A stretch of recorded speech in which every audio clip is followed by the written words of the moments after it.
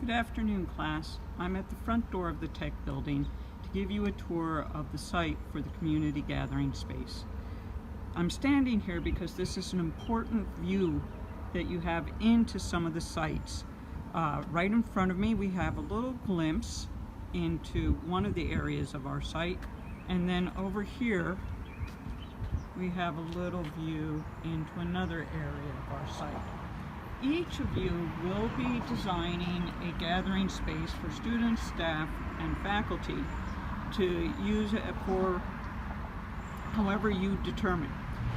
The gathering space itself is approximately 600 square feet. So to get an idea of how big that is, from this corner where I'm standing, the corner of the curb right in front of me, centered in the screen, if you make this a square from my corner to that corner, that's about 600 square feet. Is all of the public landscaped areas adjacent to the Tech building.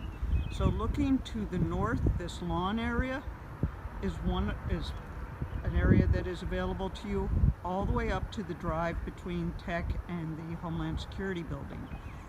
You also have available to you this lawn area that slopes down to the pond.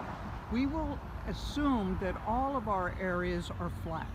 Each of you will be designing a sequence that begins with an entry area adjacent to one of the public sidewalks and then moves along a path to your gathering space. You cannot remove any existing trees or landscape materials. You have site plans in the Blackboard shell that are pretty accurate, but they're not completely up to date in terms of landscaping. So you're going to need to come and look at exactly how extensive these beds are.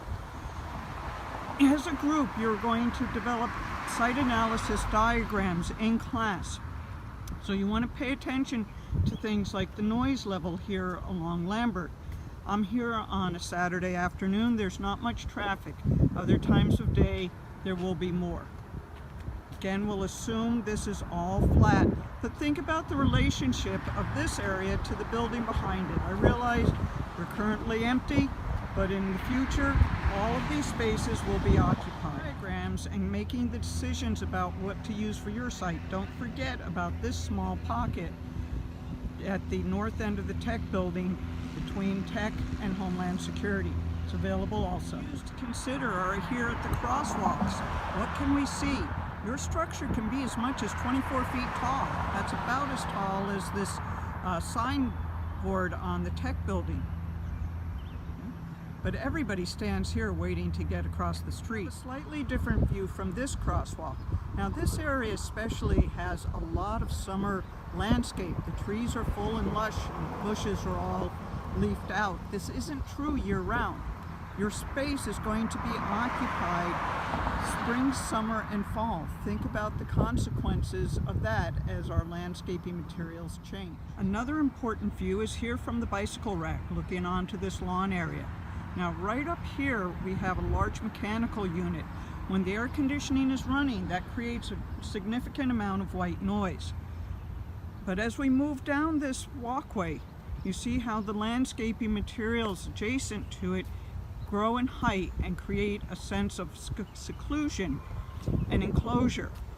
So as you develop your designs, you're going to come up with your own concept, what you want your space to be, not what are the requirements, what will differentiate yours.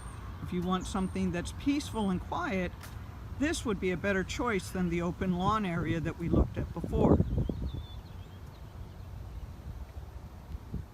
You also have available to you the lawn areas to the south of the building, the area between the building and the pond, and the area between the sidewalk and the building. Again, we'll assume that these are flat. We know they aren't, but we'll draw them and work with them as if they were.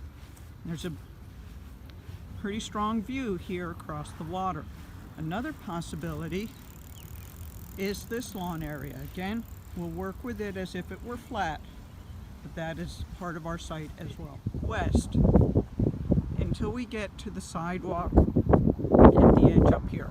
Now, we do have the greenhouses adjacent to our site area, and that also is a noise source. You can see those hoods. Those contain large fans that generate a significant white noise when they're running.